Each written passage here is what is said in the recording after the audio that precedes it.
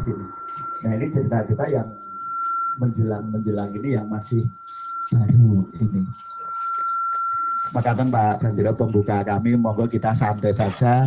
Ini karena untuk bahan kami beserta teman-teman yang langsung berhadapan dengan Merapi, minimal langkah-langkah itu tahu. Kalau ada ini yang ditakutkan Merapi itu apa sebenarnya? Letusannya atau wedus gembelnya? Ini yang menjadi pertanyaan itu, Pak. Waduh, wedal secukupnya kami serahkan ke Pak Bandrio. Monggo.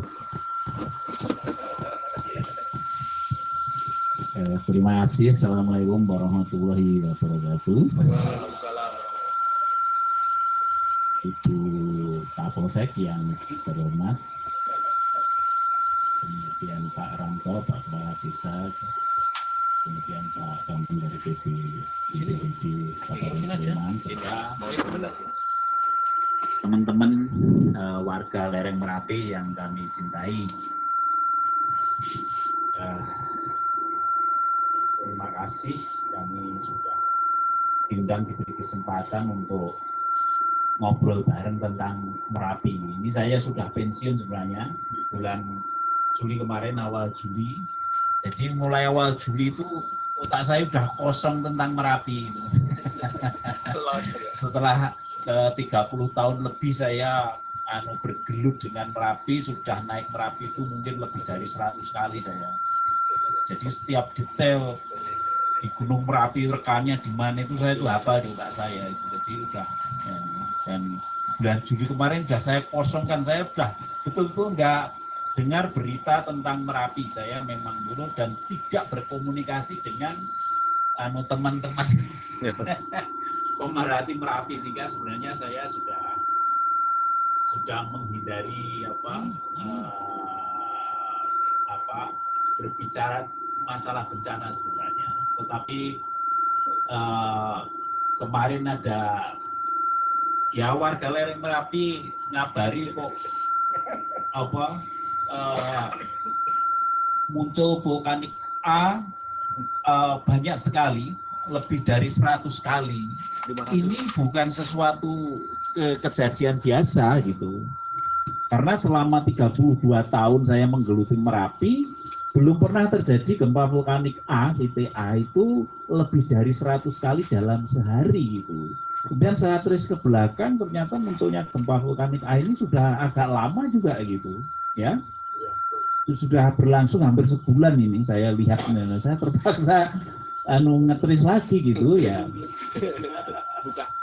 Jadi ini bukan kejadian biasa, bukan kejadian biasa karena saya merefer tahun 2010 ya, yang letusan terbesar yang pernah kita alami semua.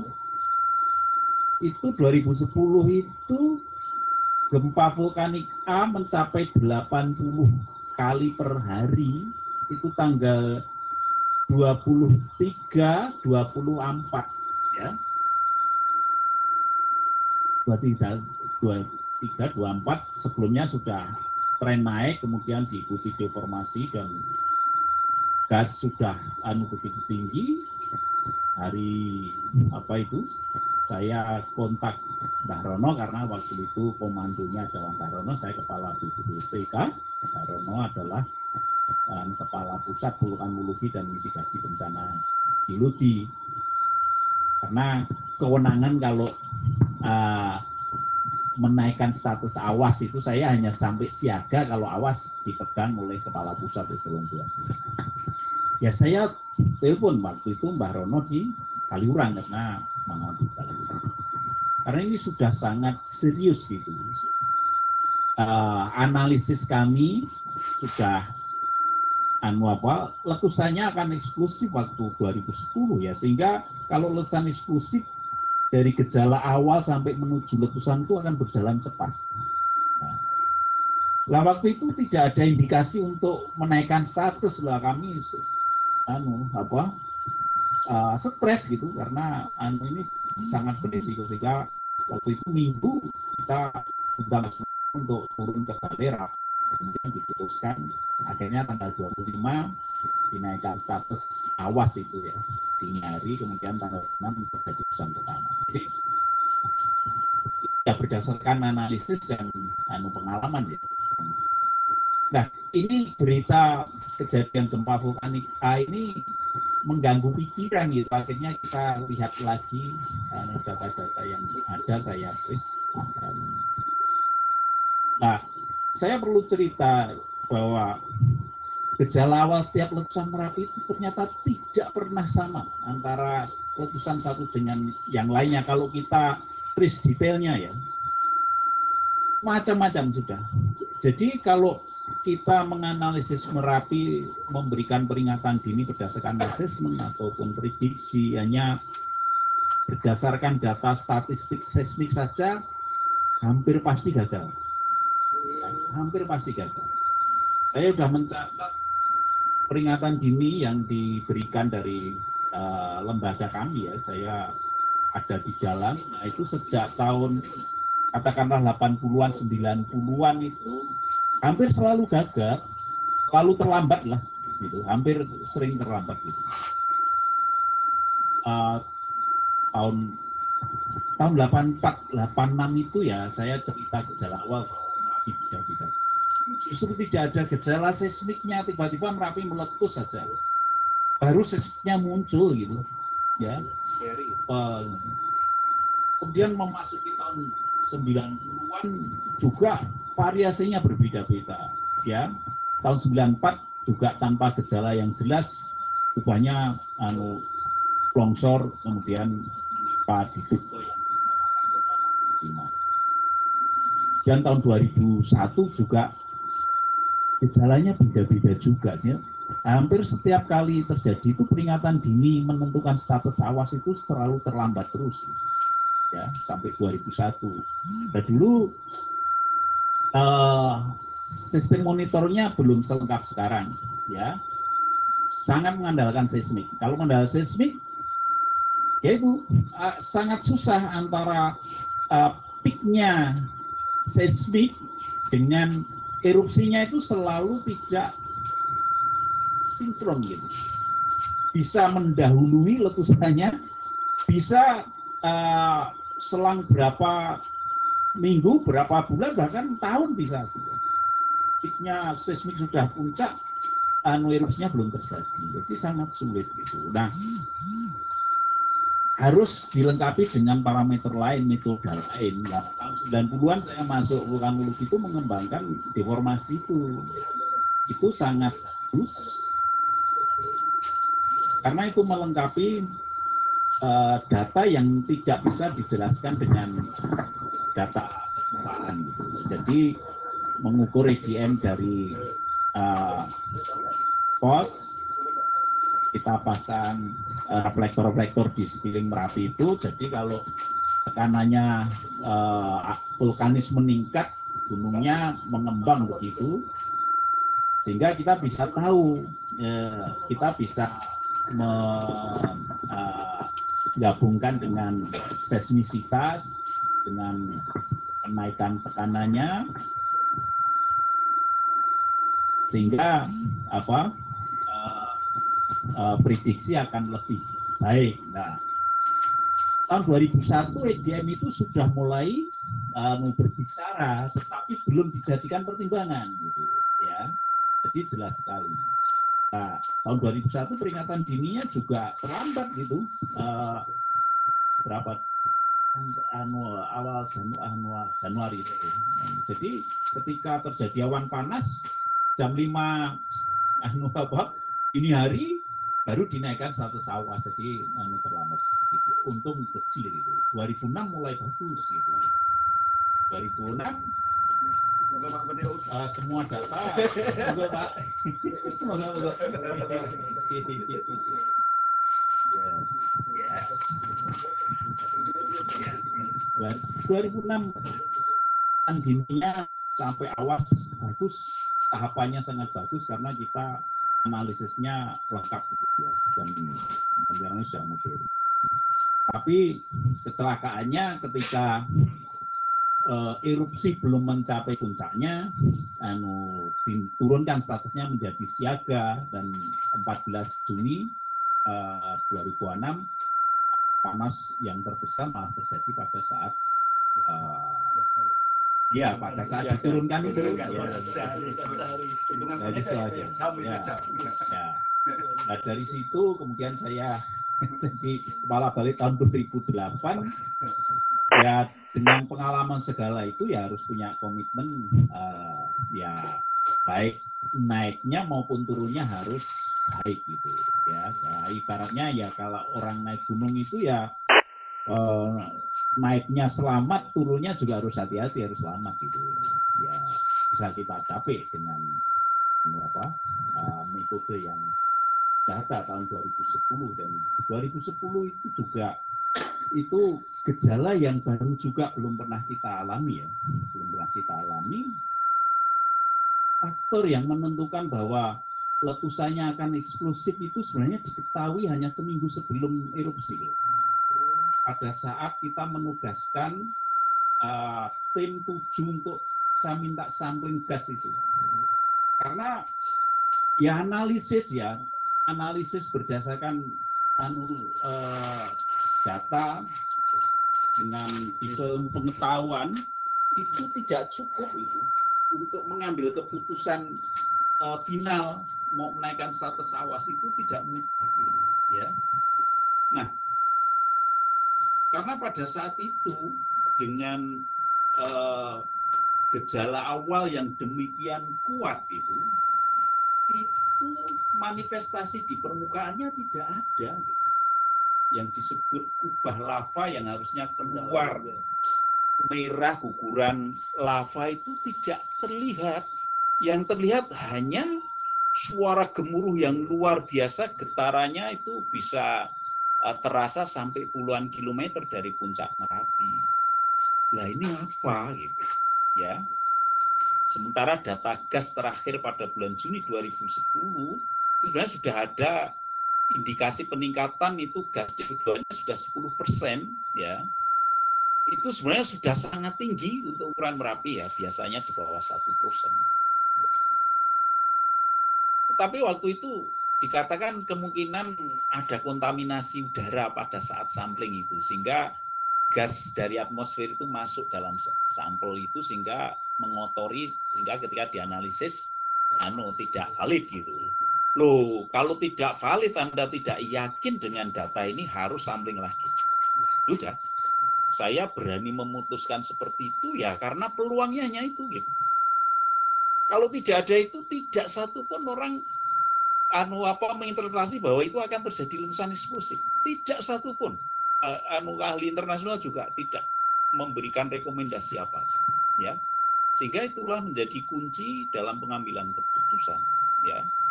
Ya sudah ya, namanya krisis itu ya seperti itu ya, peluang sekecil apapun diambil dengan resiko yang besar sudah.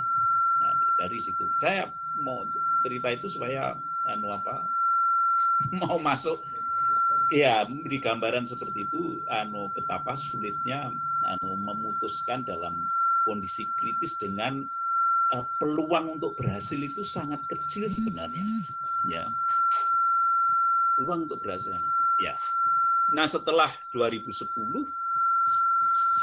ini saya sebenarnya bawa slide untuk presentasi ya, tapi kalau nggak ada monitor juga nggak apa-apa, kita diskusi saja nggak apa-apa ya. Lain kali mungkin kalau ada gambarnya akan lebih bagus, karena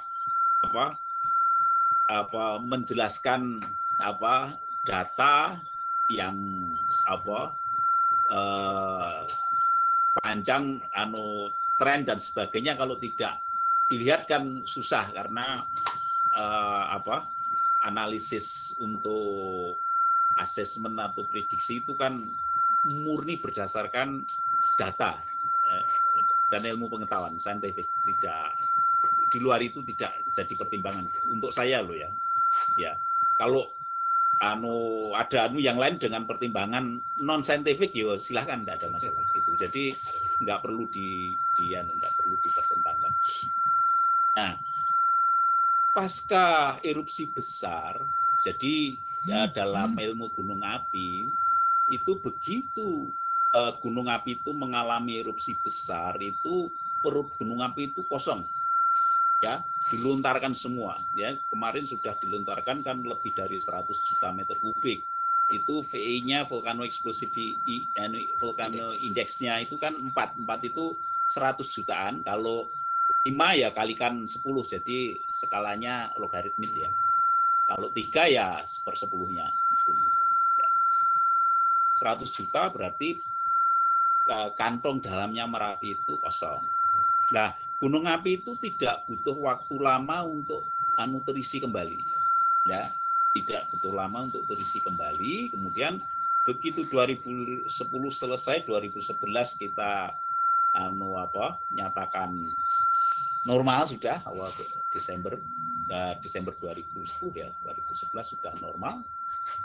Mulai 2011 sudah ada indikasi pengisian magma, ya, pengisian magma baru Gunung Merapi. Lah, pengisian magma baru itu magma yang baru itu kaya gas, selalu kaya gas, ya. Jadi kandungan gas di dalam magmanya itu tinggi sekali, ya. Nah, ketika dia memasuki kantong magma, ya, memasuki kantong magma, kemudian selalu bergerak naik karena densitas magma itu lebih rendah dari batuan kerak, ya, sehingga ada gaya apung untuk bergerak ke atas, gitu, ya.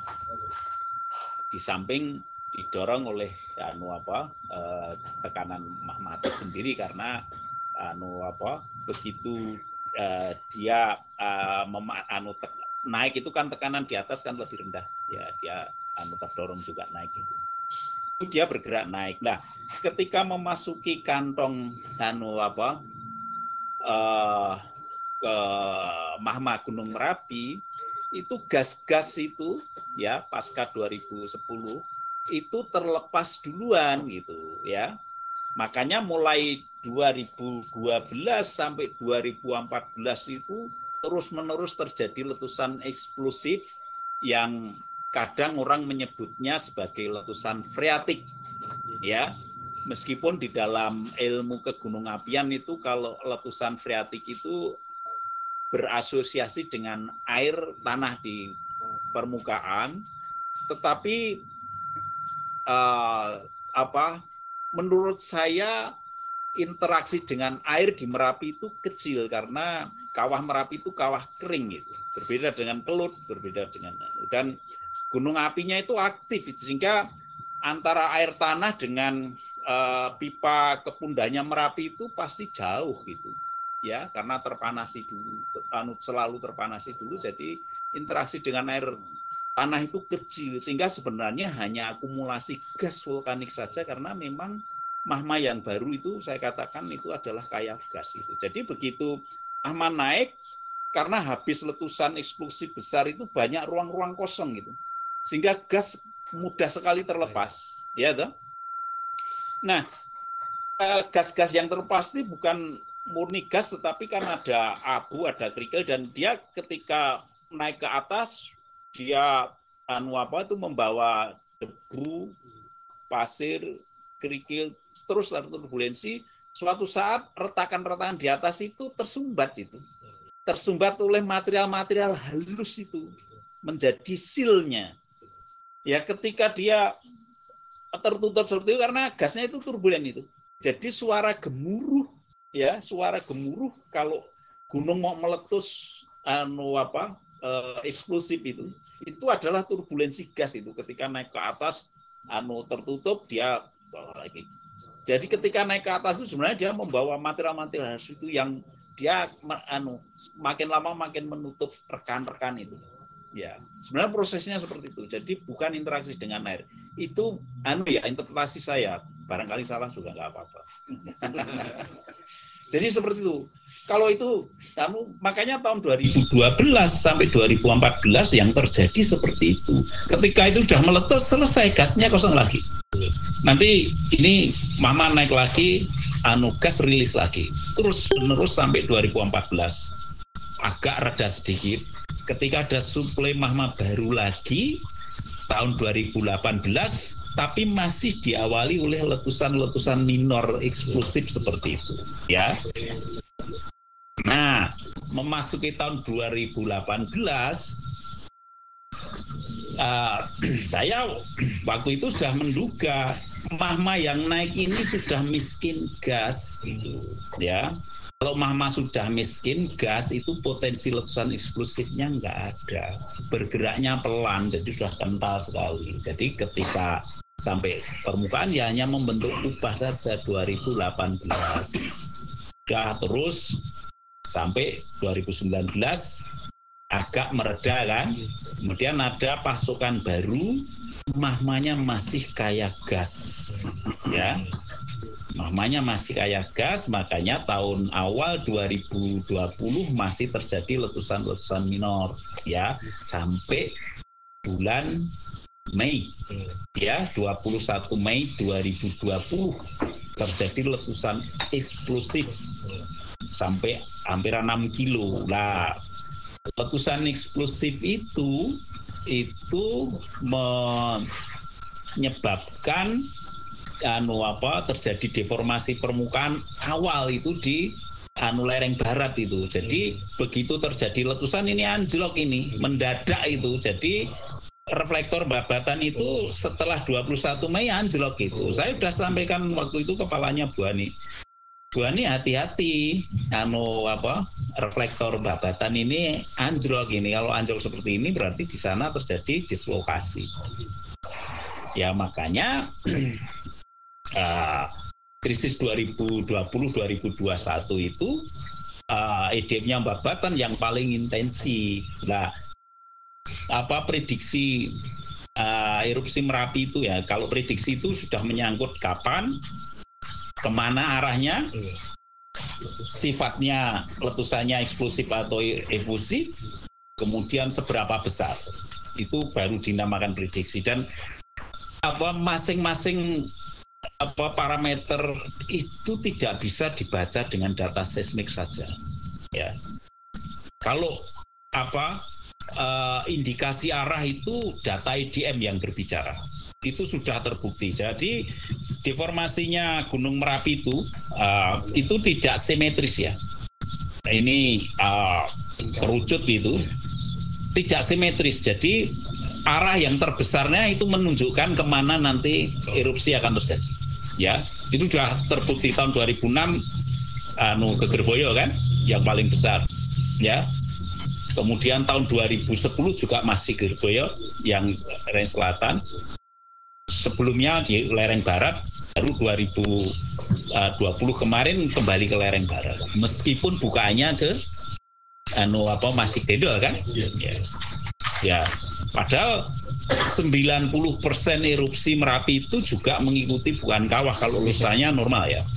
Tetapi ternyata tidak demikian gitu. Yang menentukan bukan hanya bukaan kawah tetapi juga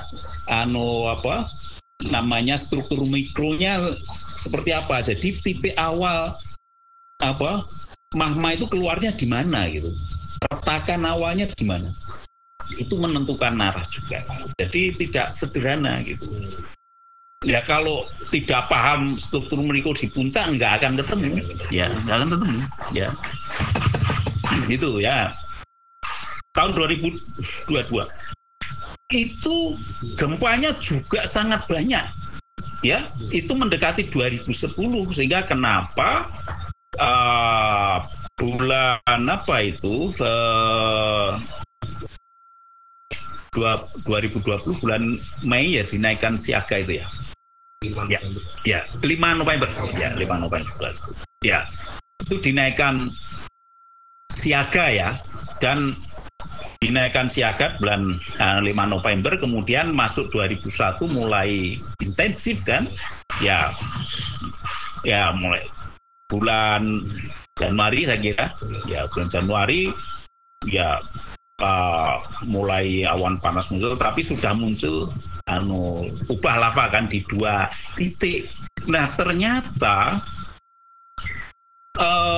jumlah gempa yang tinggi itu tidak berasosiasi dengan besarnya erupsi. Iya loh, kalau mengacu besarnya erupsi 2020 kemarin sudah mendekati 2010, ya. Dan semua kebanyakan ahli sudah menduga terjadi sektor kolaps loh. Ya, terjadi sektor kolaps itu letusan kayak St. Helens. Longsor besar gitu, karena mahmanya itu tidak muncul sampai permukaan, tetapi udah di dalam mendorong, tapi tunggu di dalam makin membesar itu, sehingga gunungnya retak besar itu, sigar itu, longsor besar. V5 Krakatau itu mirip seperti itu yang 2018 ya, tahun baru ini. Di TAP diperlihatkan rilis BPBD itu 4 Januari 2 ya. Jadi Krakatau itu sebenarnya sektor kolaps itu. Jadi gunungnya hilang setebal atau setinggi 230 meter yang di permukaan laut. Iya, 230 meter itu kalau di Merapi itu dari puncak sampai Pasar Bubar itu sektor kolaps ya. Ya, itu yang dikhawatirkan 2020 kemarin. Tetapi saya nggak yakin terjadi sektor kolaps. Karena apa? Kalau sektor kolaps itu indikasinya pasti gasnya juga kuat. Kemarin tidak gitu. Karena apa? Saya lihat data seismiknya polanya berbeda dengan 2010 juga ya. Jadi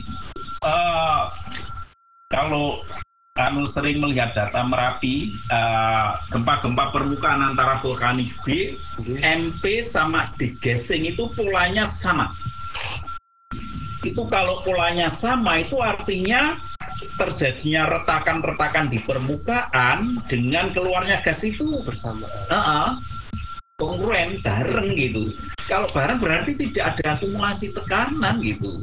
Makanya saya sejak awal erupsinya akan tahun 90-an. Saya berbicara di sini ya, saya sampaikan ya.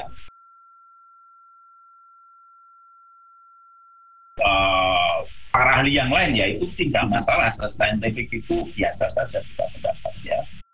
Saya enggak, dan waktu itu saya cenderung akan kembali ke erupsi tipe Merapi ya tahun 90-an. Karena magma yang keluar adalah magma yang sudah mengisi gas, karena sudah diawali dengan letusan freatik atau letusan minor sebelumnya. Ya, magmanya bergerakkan. Nah, kegempaan yang tinggi rupanya berasosiasi dengan munculnya dua kubah gitu. Karena otomatis kalau dia menjebol dua tempat itu gempa vulkanik dangkalnya banyak sekali Pak. Ya, itu. Nah sekarang ya waktu sehingga waktu Januari awan panas mencapai puncaknya, pada saat itu akan dinaikkan status awas ya. Saya berpendapat itu full kewenangan kepala balai. Juga tidak salah kalau dinaikkan status awas juga. Tapi hanya waktu itu adalah sedang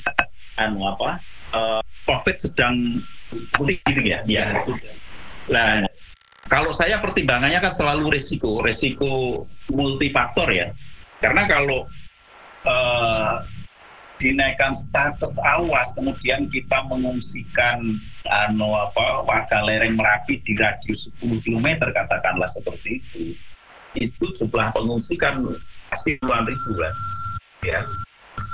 Nah, puluhan ribu pada saat COVID mencapai puncak itu menjadi klaster-klaster baru, karena begitu ada pengungsi itu otomatis banyak berinteraksi dengan orang luar gitu. Itu yang saya khawatirkan, jangan-jangan bencananya malah di situ gitu ya. Jadi itu harus menjadi pertimbangan juga karena bencana itu bisa terjadi secara bersamaan gitu ya.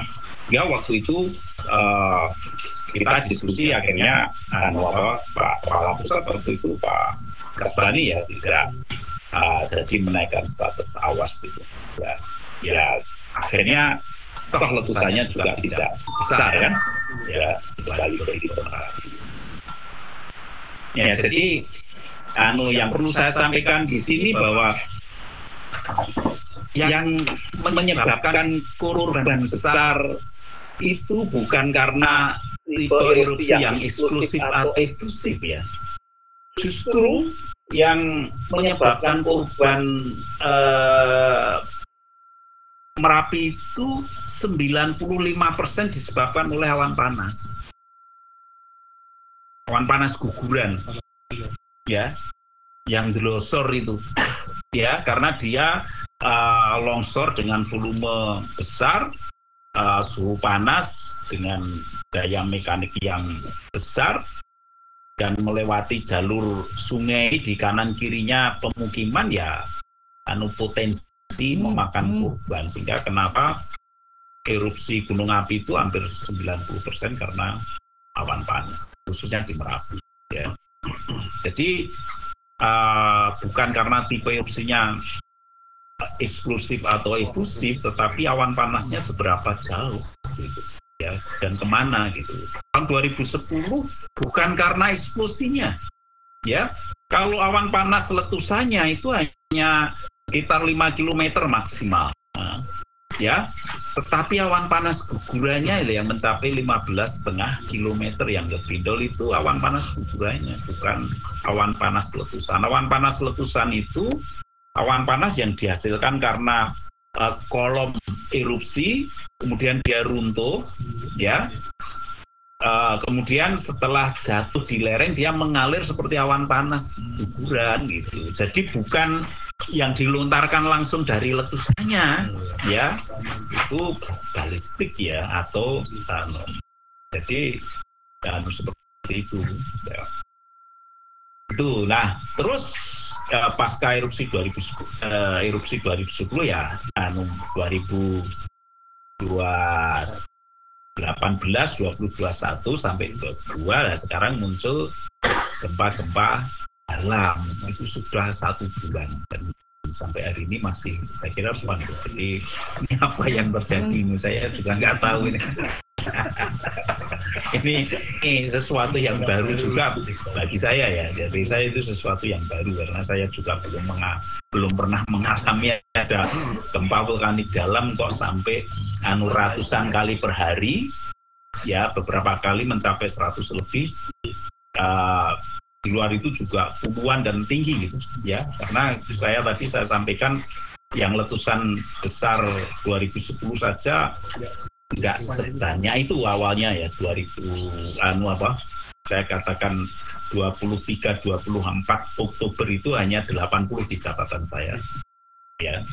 Nah ini sudah ratusan kok belum ada gejala di permukaan, apa yang terjadi? Kalau yang 10 Maret 2022 itu apa Pak kondisinya?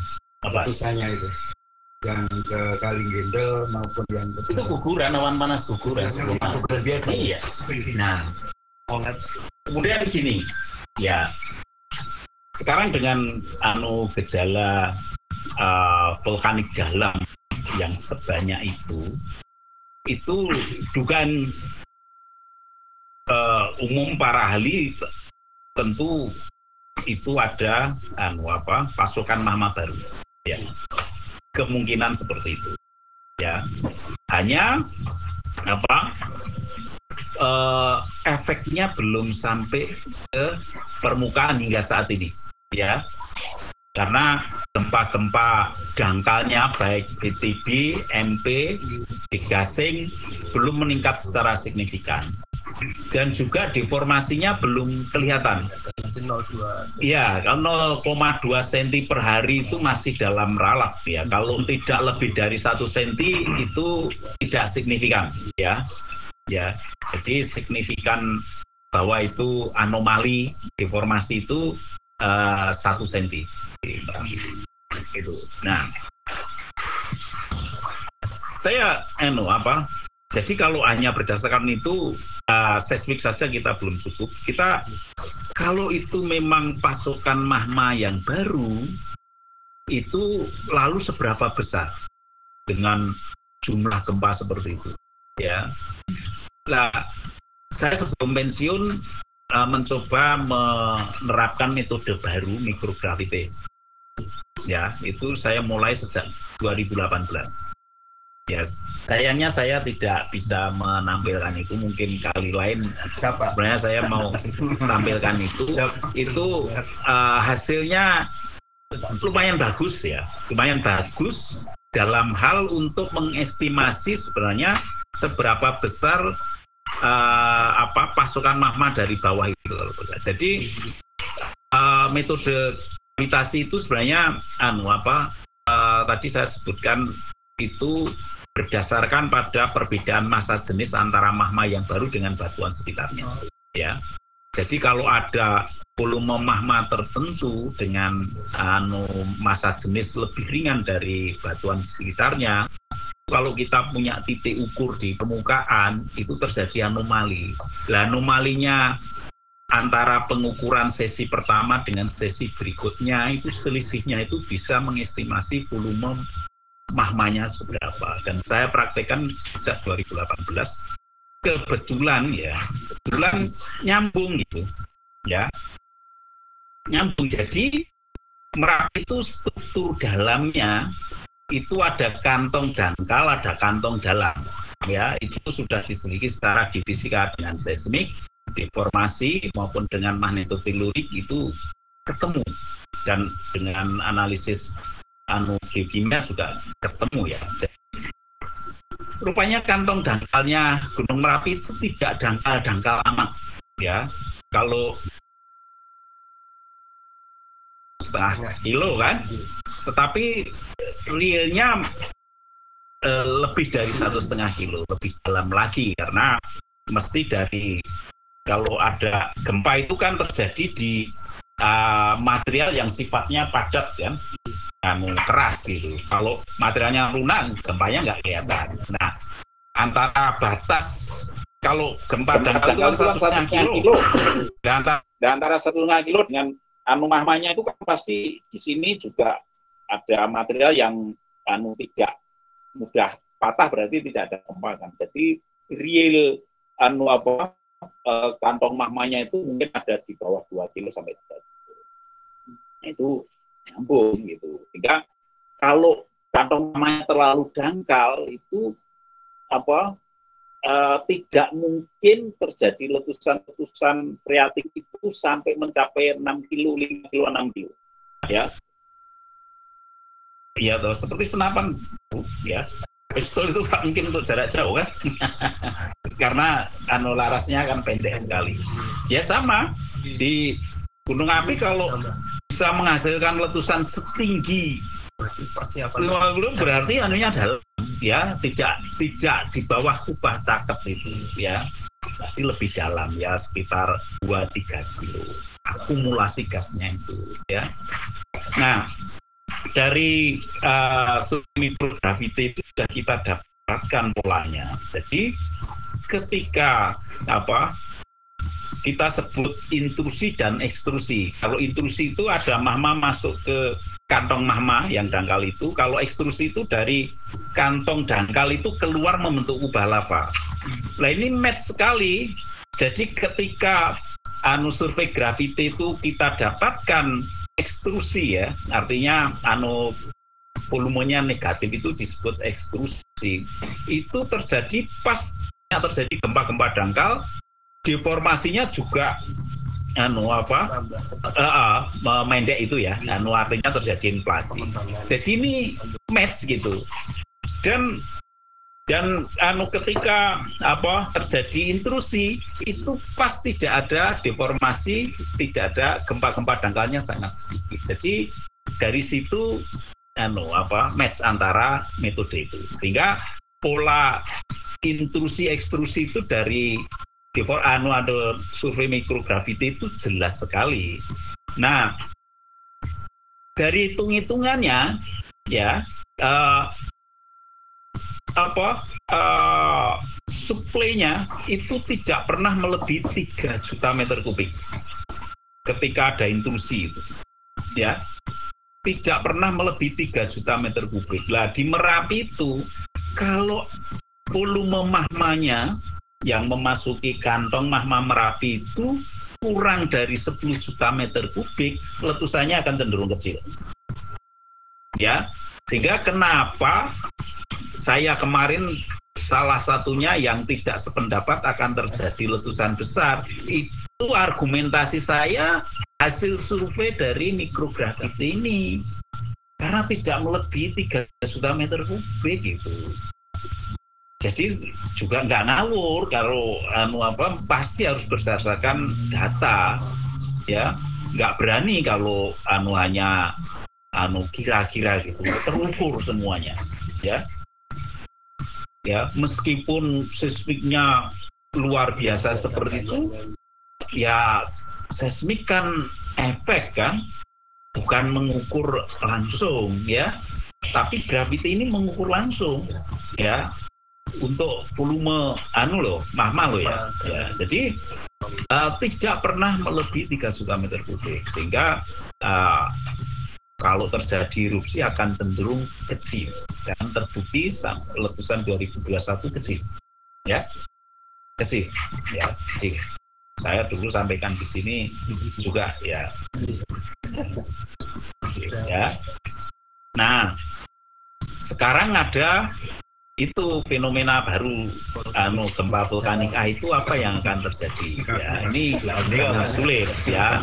Saya nggak bisa mengatakan bahwa akan mahmanya akan besar volumenya, ya belum tentu gitu, ya. Bisa saja dia melewati jalur baru, ya, cracking baru, itu juga bisa menimbulkan gempa yang banyak.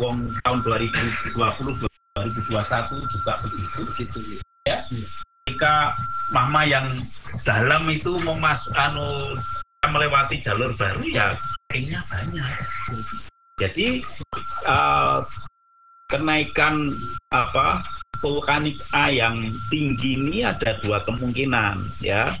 Bisa saja memang volume pasokan mahmanya besar, bisa saja dia melewati jalur baru, ya, kita tidak tahu, ya. Ya nggak tahu, ya, itu harus selalu diukur, ya.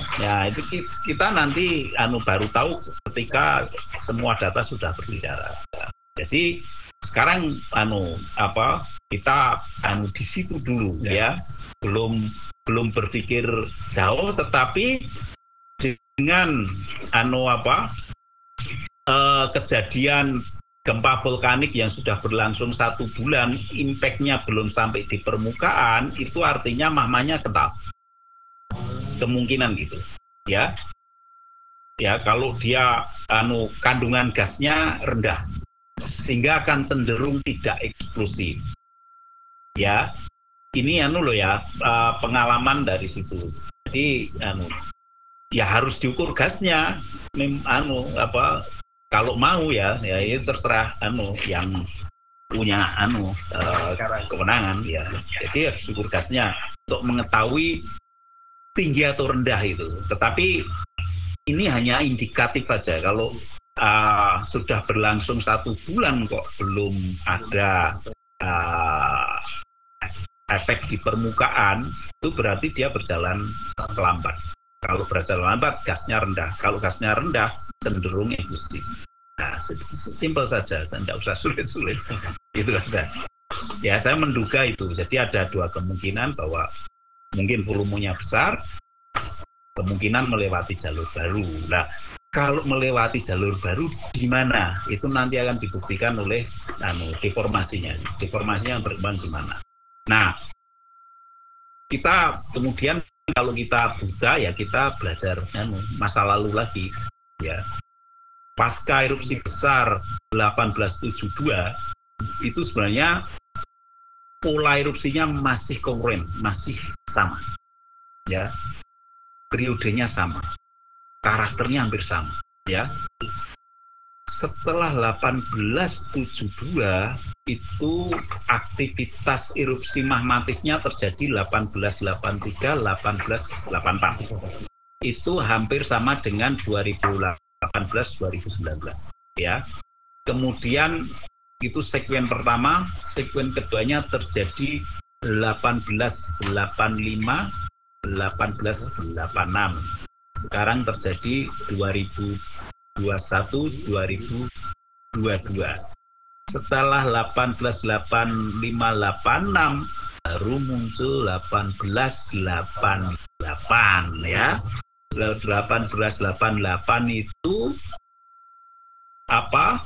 magma budget atau magma yang pasokan magma yang keluar itu besar ya, sehingga waktu itu menghasilkan yang disebut kubah barat dan kubah timur. Kubah barat itu yang mensisakan 1888 yang sekarang melorot, kubah timur itu sekarang yang ditimpui kelapa 1997, termasuk yang bagian bawah Gegerbuaya ya. Jadi dulu mengisi selebar itu berarti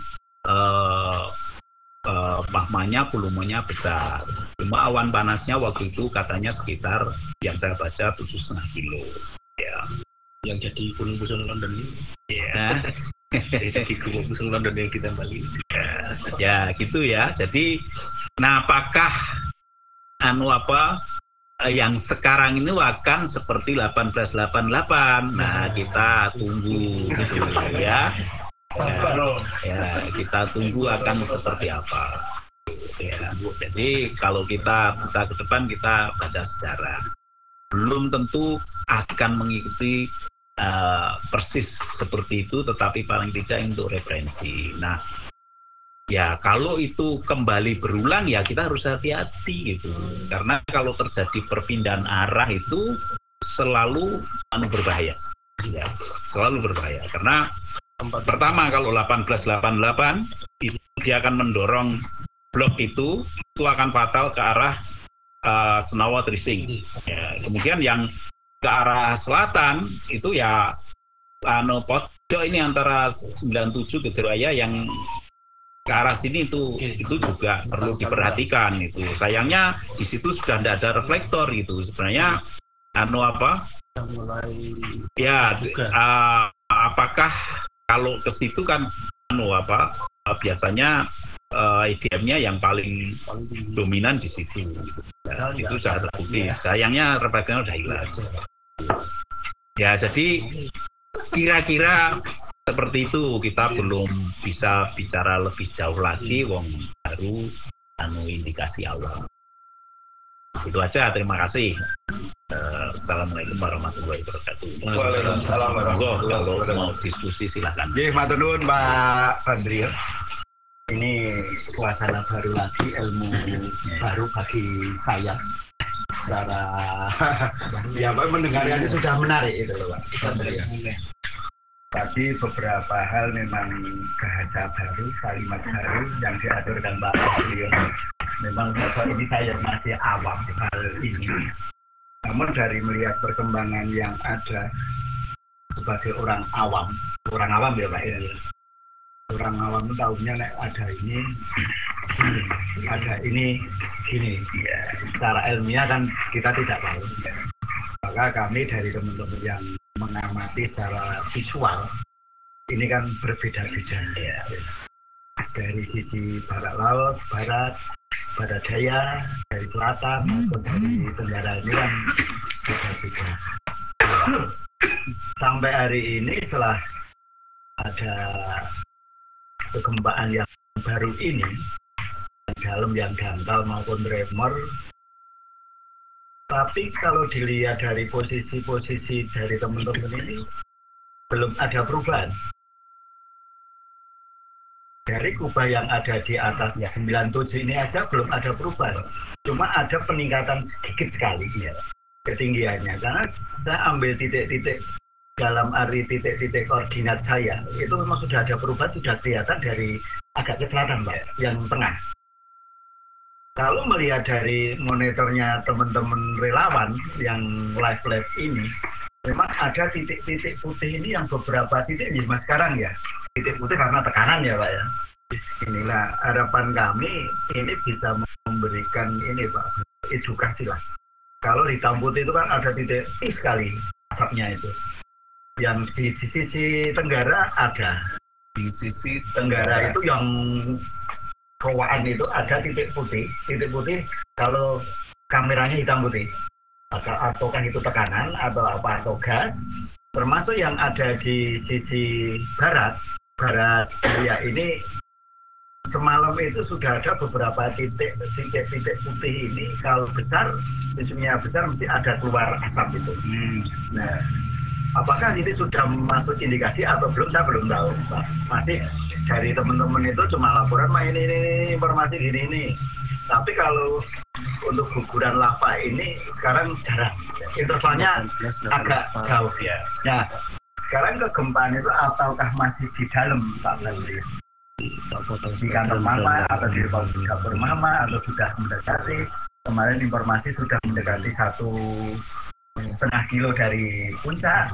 Nah, ini dari teman-teman ini tentunya akan memberikan edukasi atau malah lebih tenang setelah malam hari ini. Mungkin teman-teman Tritis agak tenang ya Pak J. Agak tenang, oh ini harusnya demikian ini kita masih apa. Namun yang kita waspadai kan terjadi pada tahun 94 itu Pak. Yang Gatorga itu. Nah, itu kan dulu kan saya masih awam lah, tahu-tahu ya sudah itu bahaya kena sampai segitu. Nah, apakah saat ini bila terjadi sesuatu atau runtuh tadi itu bisa seperti tidak Pak Menteri? Ya. Jadi peningkatan gempa vulkanik A ini efeknya belum sampai ke permukaan, ya. Vulkanik dalam. Kalau B vulkanik dangkal, ya. Belum sampai ke permukaan, ya. Kejadian 94, ya, yang 94 itu pada saat itu proses pertumbuhan kubah lava itu intensif, Pak. Ya, jadi itu kelanjutan dari 92 muncul kubah lava baru tengah dan tumbuh terus 93 agak reda, kemudian tengah tahun 94 itu sebenarnya rate pertumbuhannya itu intensif itu. Ya, tetapi kegempaannya tidak banyak gitu karena sistemnya sudah terbuka sehingga mama itu keluar ya begitu aja, hanya membentuk kubah aja membesar. Saya membaca laporan dari almarhum Pak Insinyur Hartono Widodo itu pada bulan Juni itu sudah mulai terjadi penyimpangan arah guguran ke Turgo. Laporannya itu sudah ada dan deformasinya dari tiltmeter itu sudah terus terjadi inflasi terus itu. Jadi bukan tidak ada apa-apa, hanya cara membaca data dan menyimpulkannya itu mungkin tidak terlalu tajam pada saat itu, ya. Jadi 94 itu bukan tidak ada gejala apa-apa, tetapi dalam hal pengambilan kesimpulan kurang cepat dan tajam.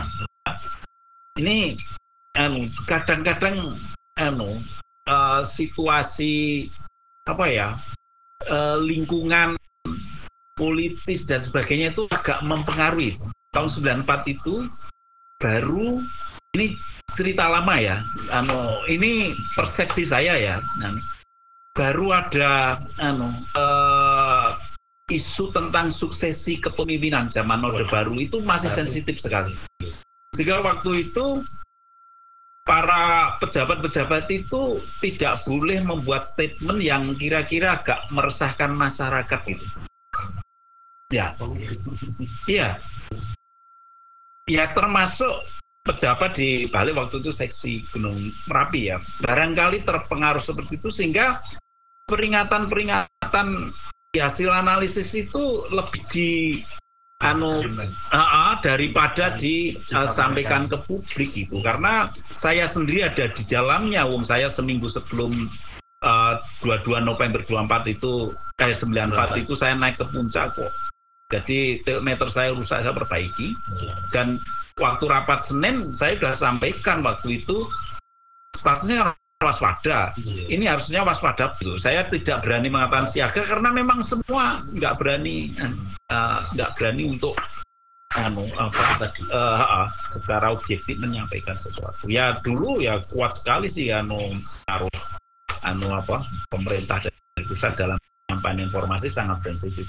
Beda dengan sekarang semua terbuka. Ya itu jadi 94 itu bukan tidak ada gejala, dan kubah lava itu tumbuh intensif sekali, ya. Informasinya juga berkembang, cuma seismiknya memang tidak terlalu kuat karena sistemnya sudah terbuka. Jadi magmanya keluar membentuk kubah begitu saja itu. Jadi setelah mencapai volume kritis longsor. Lah kondisi saat ini tidak, ya. Magmanya rate pertumbuhan kubah lavanya nggak tinggi sekarang, agak rendah sebenarnya dalam beberapa bulan terakhir. Dan magmanya kubah lavanya kebetulan terbagi dua, satu yang di tengah kawah, satu di tepi, ya.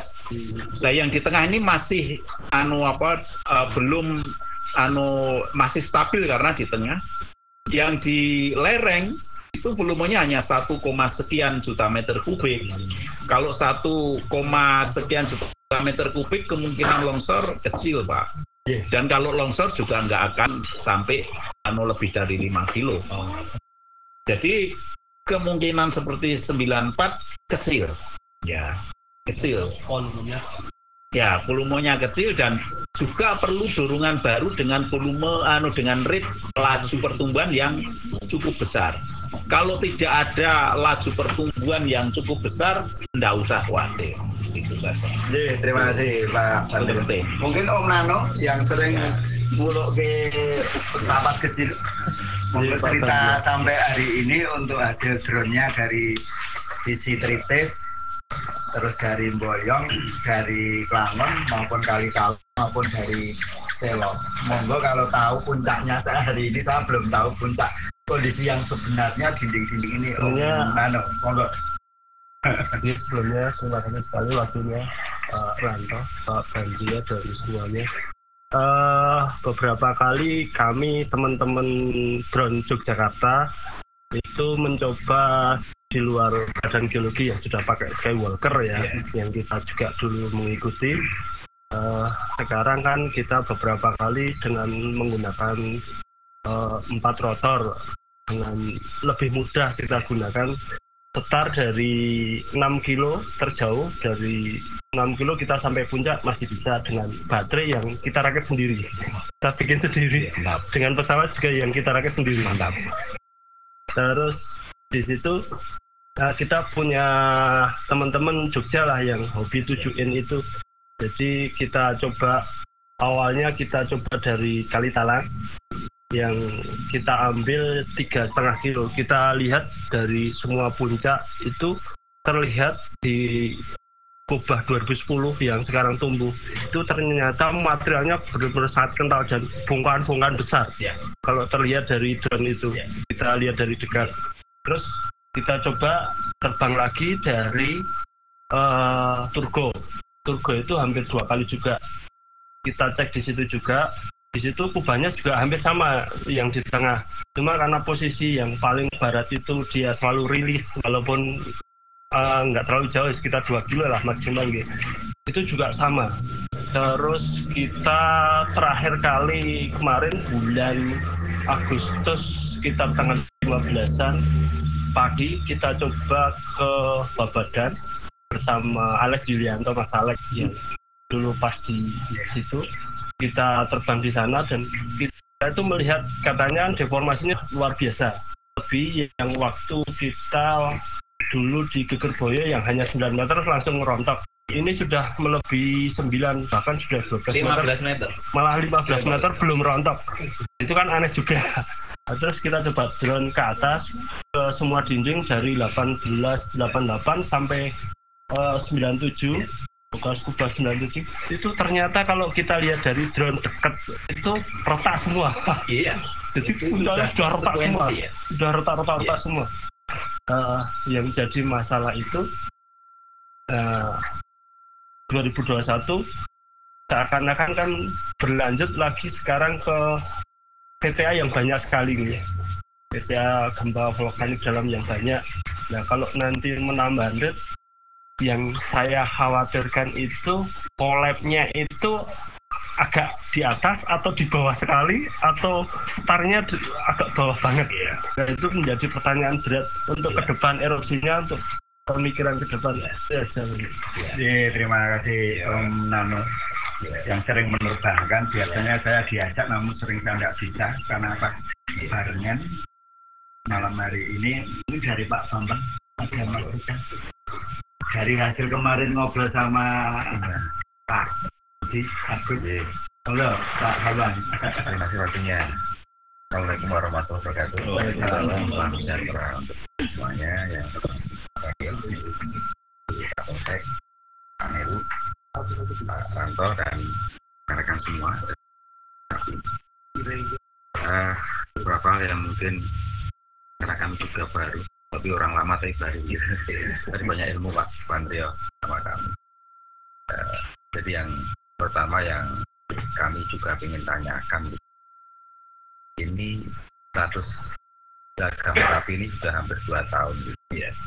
Ini menggelitik gitu buat kami. Ya, kenapa nggak diturunkan atau dinaikkan begitu dengan situasi PTA yang 1 bulan ini lumayan lah, tadi disampaikan sudah 8 masih sudah di atas, ada yang di atas 100 nih. Bahkan beberapa waktu yang lalu ada gempaan di laut sebelah Malang ya, cukup lumayan 128 kali waktu itu ya, 1 hari titik, meskipun kecil. Meskipun juga VCA ini amplitudenya juga maksimal saya lihat paling tinggi hanya 11 sih Pak ya, kecil. Antara 5 sampai 11-12 gitu, tidak sampai dari itu. Sebagai orang awam kami, gambarannya itu seperti apa Pak? Karena ini ternyata sampaikan juga bahwa ini ada 2 kubah lava ya. Ini juga aneh-aneh. Sering disampaikan bahwa apakah karena ini Kapolseknya makam itu rancangnya untuk ibu-ibu gitu. Bupatinya juga ibu, Satpol PP-nya ya ibu. Ya, gitu. Nggak tahu juga loh. Kalau dulu sama si Satpol PP, ibu masih di Polres di barang-barang. Di sini ketemu lagi sama beliau. Sehingga ya ketemu lagi, reuni lagi dengan beliau. Ya, jadi ini yang kemudian dari hasil kemarin hari Jumat siang kita ada FCD atau ngobrol bareng dengan BPKG dengan Boyolali, kemudian dari Magelang, Klaten, dan juga dari Sleman. Ada beberapa kesimpulan yang mungkin saya boleh bacakan, nanti mungkin bisa Pak Andrio mungkin bisa terjemahkan mungkin. Status aktivitas tetap dalam tingkat siaga yang pertama itu kesimpulannya. Kemudian potensi bahaya saat ini berupa guguran lava di sektor selatan Bardaya, Batu Sungai Boyong sejauh 5 km, Sungai Bedok Bebeng Krasak sejauh 7 km, Bardaya ya kayak ini. Kemudian pada sektor Tenggara meliputi Sungai Woro sejauh maksimal 3 km dan Sungai Gedol 5 km. Sedangkan lontaran material vulkanik bila terjadi letusan eksplosif dapat menjangkau radius 3 km dari puncak. Yang kedua. Yang ketiga, suplai magma baik dari dalam maupun dangkal masih berlangsung yang dapat memicu terjadinya APG, awan panas gunung api, guguran di dalam potensi daerah bahaya. Disampaikan sudah ya. Kemudian hujan, nah ini tadi siang jam 14 ini terjadi puting beliung di Kali Tengah. Itu yang rumahnya ketimpa pohon ada 7. Ini malam tadi ini teman-teman PRCWD cukup lumayan kerja berat. Plus dengan yang di Ring Road ada 2 mobil yang ketimpa, kemudian lagi di Gamping, kemudian lagi kita juga ternyata di musim hujan atau awal musim ya, ini ada kekeringan. Sleman dan kekeringan disayegan dan ditempel. Sayegan Susukan 2 dan Banyurejo tempel itu ada di Tangisan dan ada 2 perubahan lainnya. Yang cukup bisa saya sampaikan yang terdampak itu ada hampir 800 kakak dan hampir 60 ekor sapi kandang kelompok ini. Karena dampak dari ditutupnya Selokan Mataram kurang lebih 3 bulan. Dari tanggal 1 Agustus sampai dengan tanggal 30 Oktober. Karena ini kebutuhan bicara kebutuhan air bersih begitu. Ini yang bersih. Kemudian memicu terjadinya lahar dan ketidakstabilan kubah lava begitu. Ya, kira begitu. Nah, masyarakat agar tidak beraktivitas di sungai dalam wilayah KSB ketika terjadi hujan di puncak Merapi. Kemudian yang kelima, tebing barat laut masih terjadi pergerakan berdasarkan data EDM dan data drone. Namun kondisinya masih stabil. Saya sampaikan juga ya. Di atasnya ada. Kemudian yang keenam, tidak terbatas pada sektor potensi bahaya saat ini. Dusun-dusun di KRB 3 termasuk di sektor barat laut diimbau melakukan upaya penguatan kapasitas menghadapi bencana Gunung Merapi melalui pelatihan kesiapsiagaan dan simulasi. Kira-kira begitu ya kesimpulan secara daring Jumat siang terakhir dengan Pak Agus yang nanti kan kepala balik. Itu yang mungkin dapat kami sampaikan dan mungkin yang pertanyaan tadi Pak Sandario. Di siaga ini 2 tahun ini mau berpanjang terus atau nanti diturunkan bagaimana? Dan 2 kubah lava ini nanti pengaruh enggak gitu kan? Karena kalau tadi sampaikan kekuatan di dalam tadi itu kalau dipecah itu kan agak lebih ringan gitu, kayaknya begitu. Atau nanti tapi juga di sana ada butuh pengawasan lebih kan ada 2 yang diawasi. Ya kan deformasi tadi ada 2 mungkin ya. Atau perubahan morfologi dari tadi ada 2 tadi. Ada pengawasan. Kalau 1 kan ngawasnya gampang gitu. Kalau 2 berarti ya ada yang harus dipantau dari mana. Nah, 2 lebah lava ini. Mungkin begitu ya. Terima kasih. Ya, saya kira wassalamualaikum warahmatullahi wabarakatuh. Ya, saya jawab dari Mas Nano tadi ya. Jadi memang saya juga heran kenapa satu masa yang sudah melorot ya bahasa gampang itu mulai trail melorot itu sejauh 15 meter itu belum runtuh gitu karena itu benda padat itu kan dia hanya ditahan oleh gaya gesek kan antara benda yang bergerak di atasnya relatif terhadap yang ditumpanginya ya ditumpanginya. Jadi seperti balok. Jadi sebenarnya hanya ditahan oleh gaya gesek itu ya.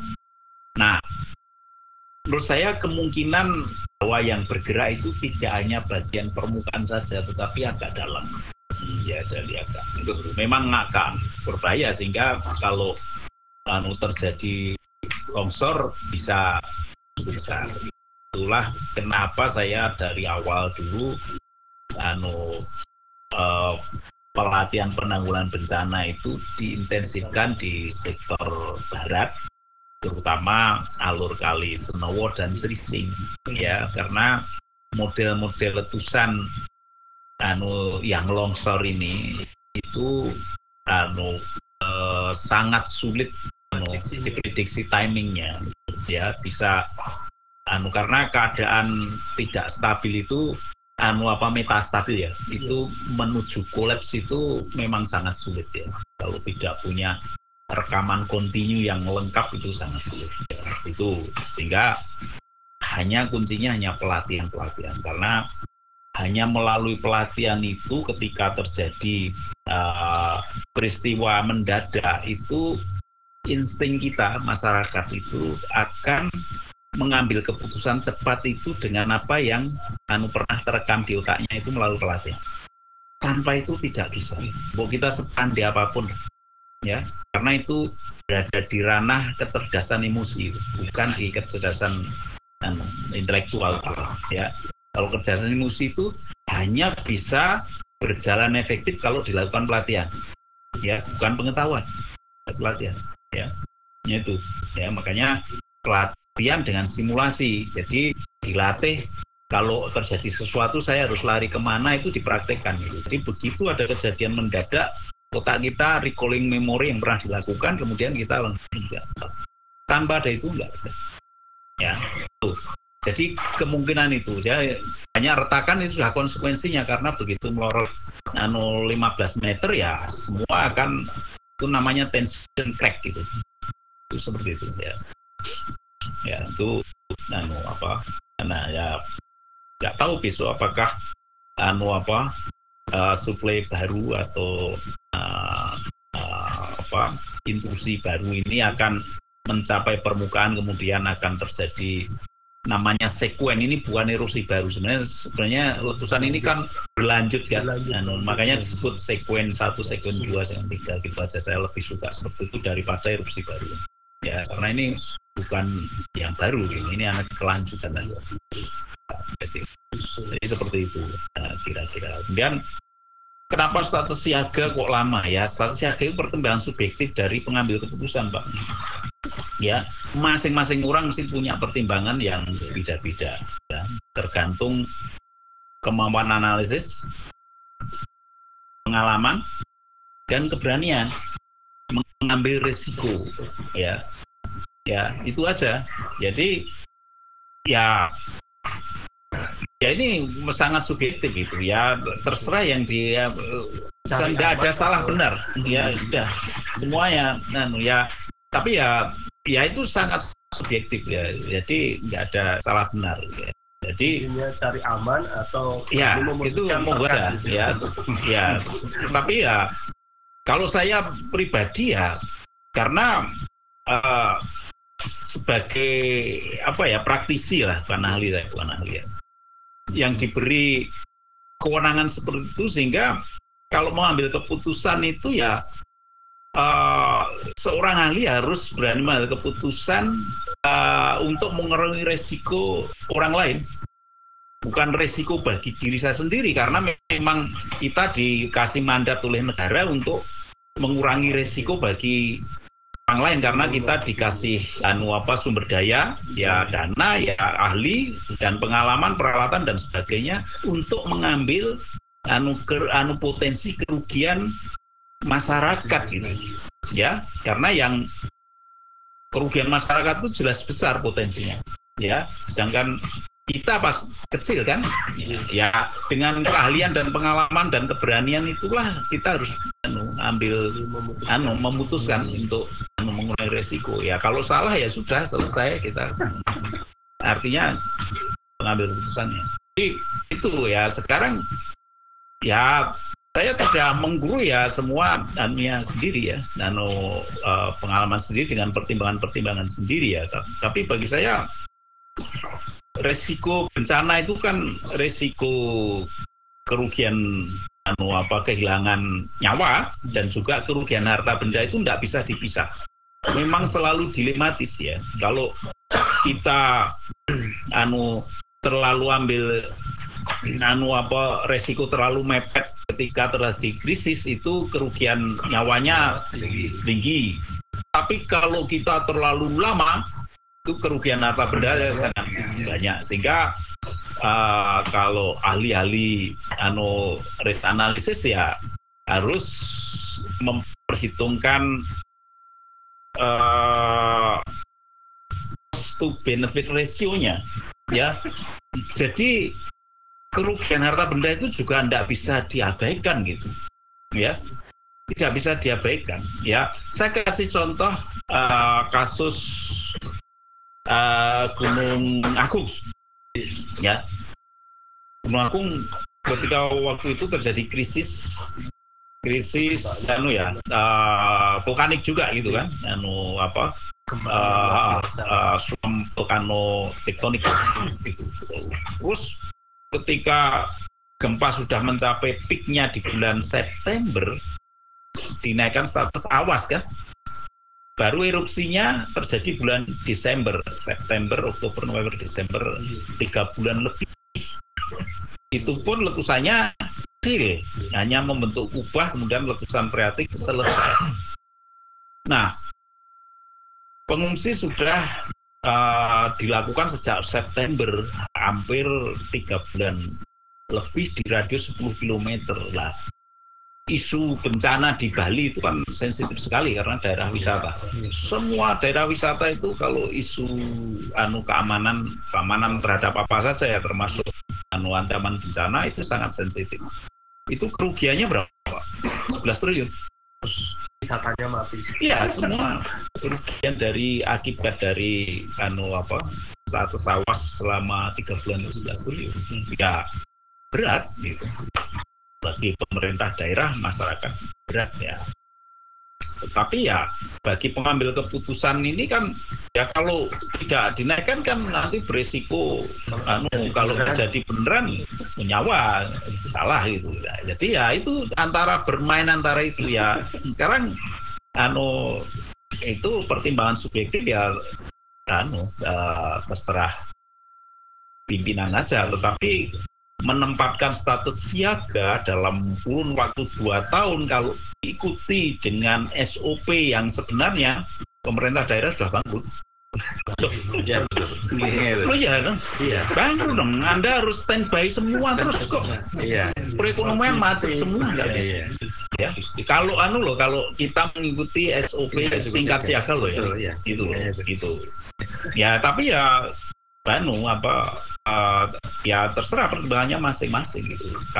Karena status itu ini para ahli dan pengambil keputusan sendiri juga beda-beda pendapat kok juga.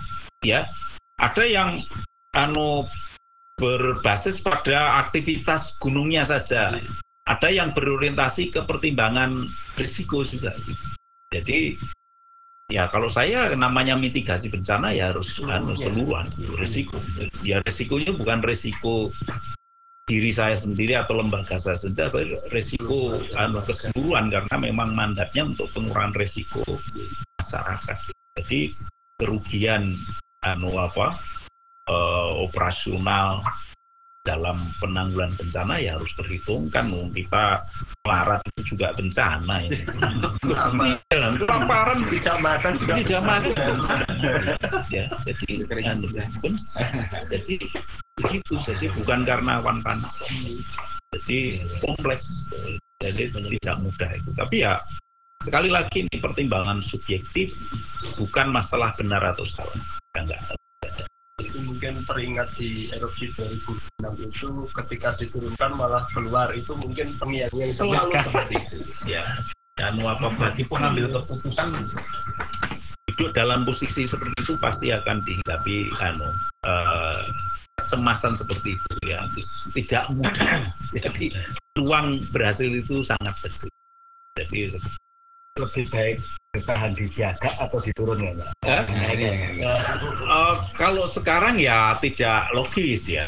Kalau sekarang diturunkan sudah tidak logis ya. Jadi begitu mencapai peaknya bulan Januari Februari ya, itu ketika rate pertumbuhan kubah lavanya hanya sekian dan arahnya sudah diketahui, risiko maksimum sudah ketahui, kalau saya turunkan waspada dulu ya, sehingga ketika nanti meningkat lagi masih punya space ya, statusnya ya. Dan status aktivitas yang statis terlalu lama itu menyebabkan imunitas terhadap peringatan dini. Itu nggak bagus. Masyarakat. Jadi masyarakat jadi mau waspada itu jadi itu juga berbahaya. Jadi seperti itu. Saya terus terang. Saya bukan saya hanya cerita pengalaman karena saya pernah berada di posisi itu gitu ya. Kenapa waktu terjadi erupsi freatik atau erupsi minor 13 November 2013 2013 ini cerita bukan glorifikasi saya atau siapapun ya, tetapi saya hanya pengalaman mengambil keputusan itu. Pada saat terjadi itu, Pak Surono bos saya itu ada di Kagusima waktu itu. Pak Bupati juga ada di sana, saya juga ada di sana. Bisa kosong ya? Bisa kosong. Yang ada Bu Sri Sumati. Pada waktu itu 13 November terjadi erupsi. Ya, tapi di sana tidak rapat ya. Gimana? Pak Surono memang cenderung selalu menaikkan status ya, karena beliau selalu pertimbangan nyawa manusia, nggak mau itu monggo aja, masing-masing pertimbangan. Saya juga punya pertimbangan itu, jadi saya sudah tahu karakter Merapi itu kalau erupsi eksplosif seperti ini sifatnya tunggal. Jadi hanya sekali selesai. Nah, waktu itu Pak Bupati ini minta dinaikkan, terus minta pendapat saya gimana, Pak Bupati.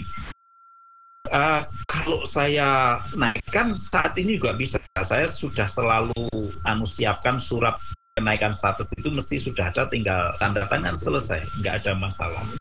Tetapi implikasinya pemerintah daerah harus menyediakan dana tanggap darurat ya. Yang kedua, perekonomian di sekitar Merapi yang baru dibrik pulih itu akan macet lagi, Pak.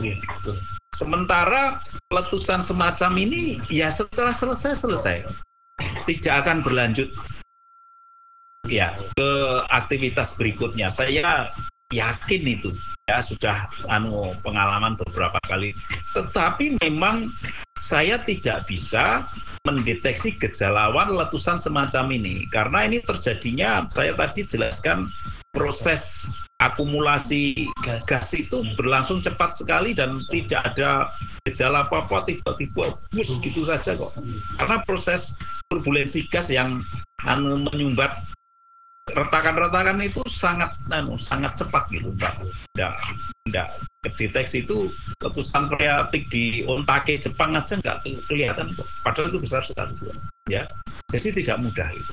Tapi bahwa karakternya seperti itu. Kalau letusan tunggal ya sudah, kita bikin Raja Kolo Cokro dikari 3 km sudah, yang di luar 3 km aman, sudah gitu aja, statusnya nggak perlu naik. Bodohnya itu ya sudah kan, ya asal Anda nggak ke puncak sudah selesai gitu. Tapi masyarakat di lereng masih bisa makan, bisa kegiatan sehari-hari gitu loh.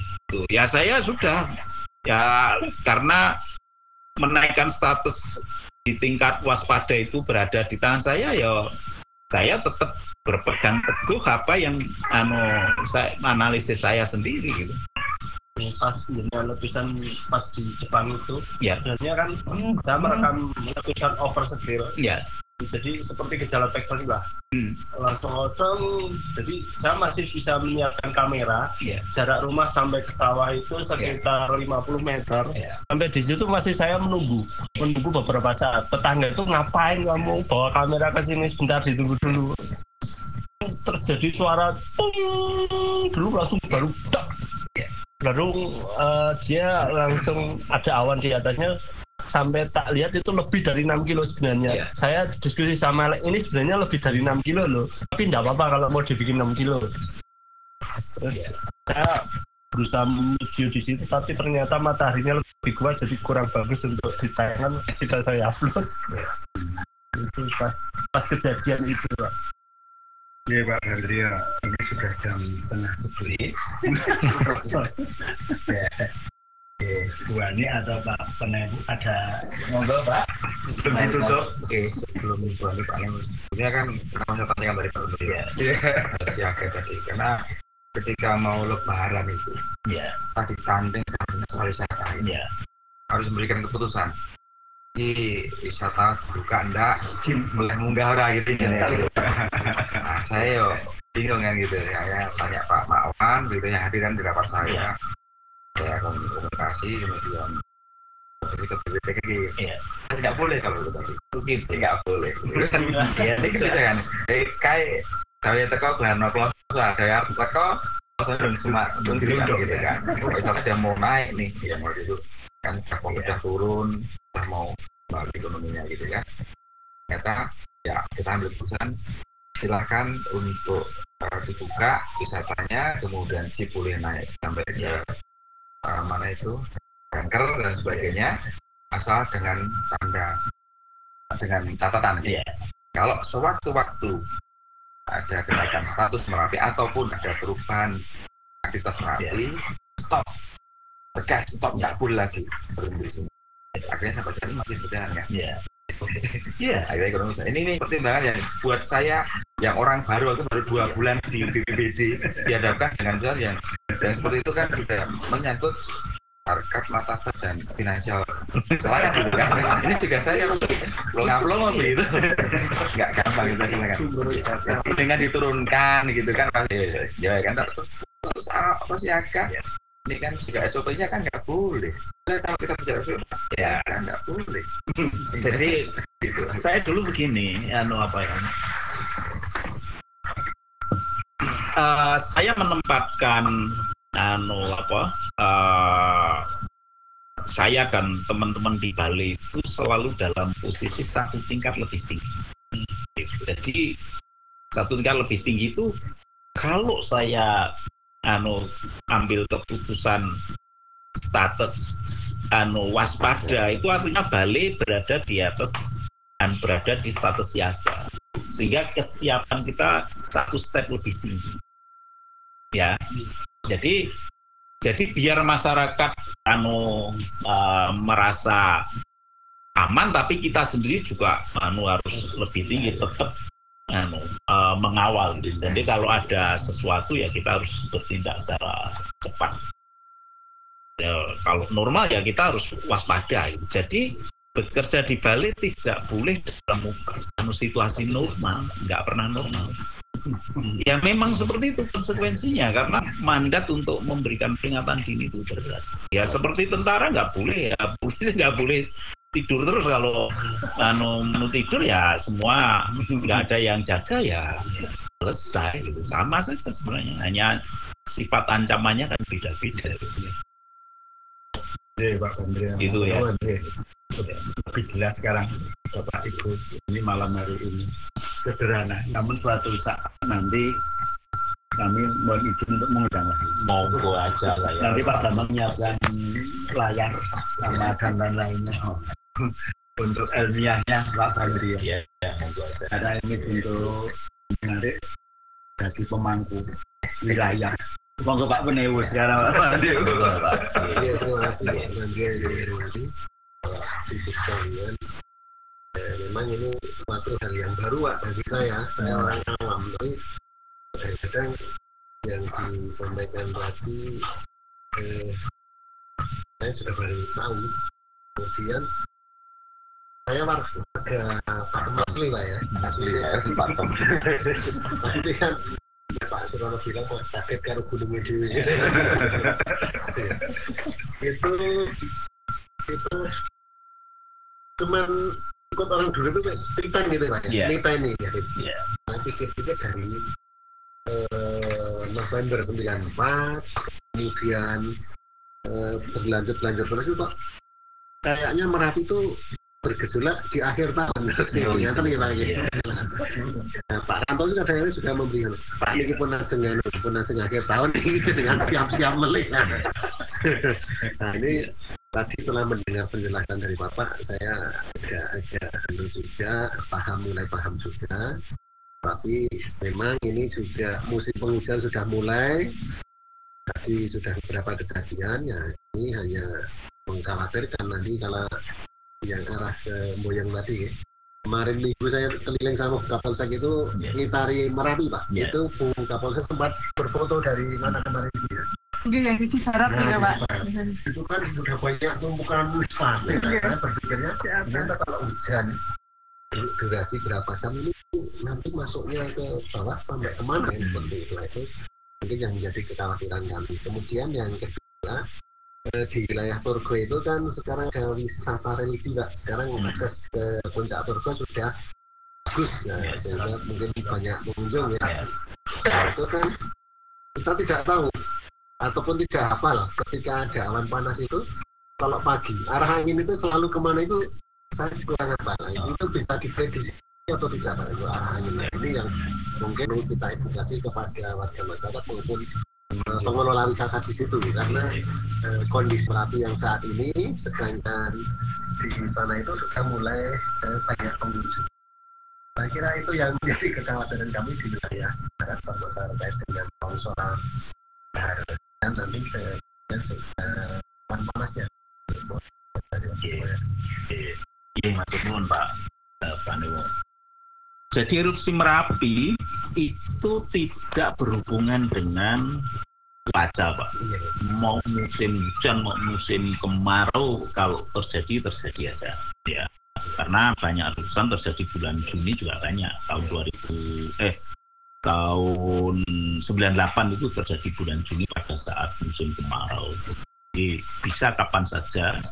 Meskipun hujan kadang-kadang mempengaruhi proses erupsi ketika ada kubah masih panas di permukaan dan di atas ada banyak rekan-rekan itu, yaitu hanya mengganggu saja, jadi bukan menjadi penyebabnya. Jadi erupsi gunung api itu tidak tergantung pada cuaca atau musim cuaca. Kemudian potensi lahar sebenarnya bisa balik sebenarnya dengan modeling juga bisa dilakukan. Cuma gambaran umum aja, kalau tidak ada awan panas besar di Merapi itu potensi laharnya tidak besar. Jadi lahar itu terjadi kalau tumpukan material itu kandungan abunya tinggi, lebih dari 2%. Kalau letusan dengan awan panas yang 2001 itu nggak akan terjadi lahar besar. Karena lahar itu kalau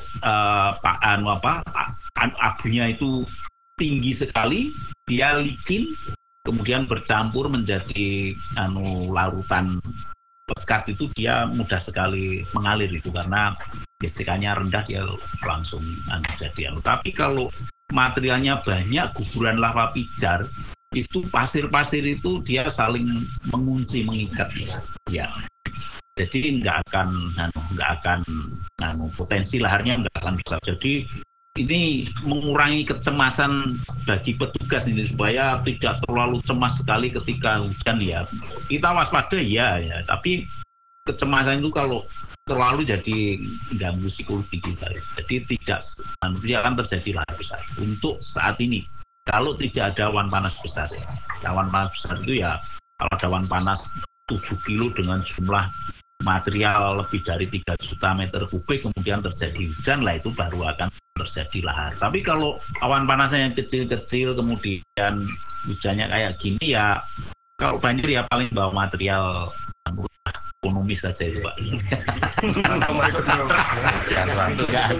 Nggak akan besar, jadi itu aja gitu. Kemudian apalagi tadi Pak, arah angin tidak ngaruh apa-apa. Jadi angin itu hanya dia mempengaruhi wajah, asap dan debunya saja, tetapi yang menyebabkan korban itu arah bodi awan panasnya itu yang mengalir itu mengikuti alur sungai, dan biasanya indikasi awalnya itu arah guguran dominannya kemana gitu. Itu indikasi awal ya.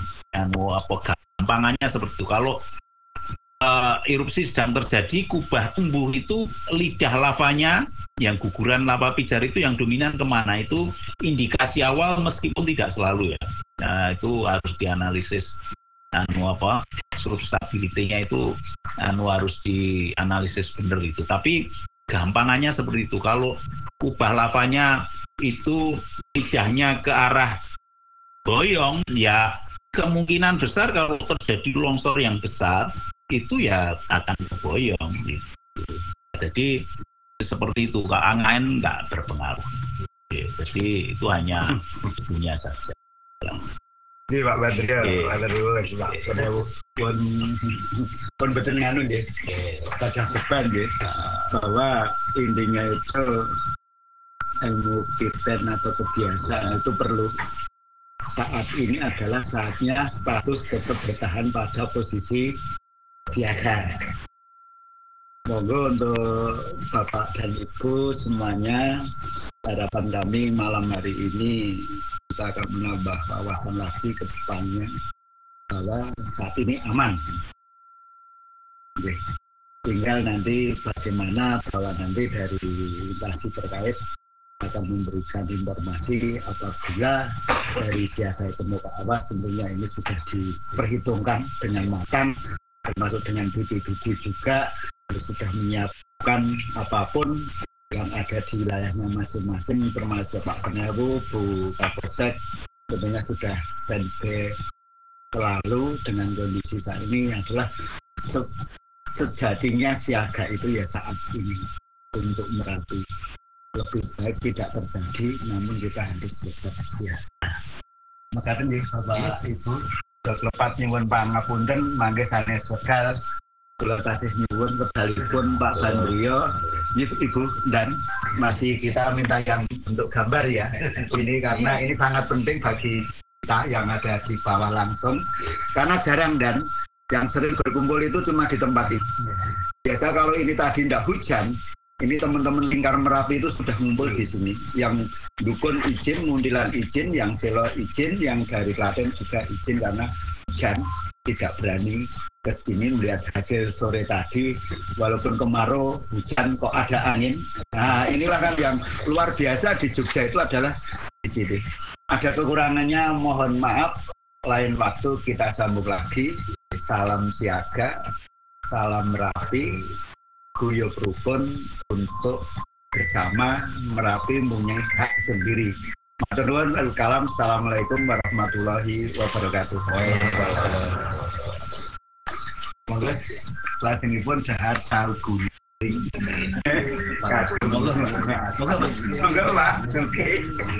Padahal mboten jahat guling-guling lah. Monggo Pak Teh. Pak Manan. Mbak Neti, monggo.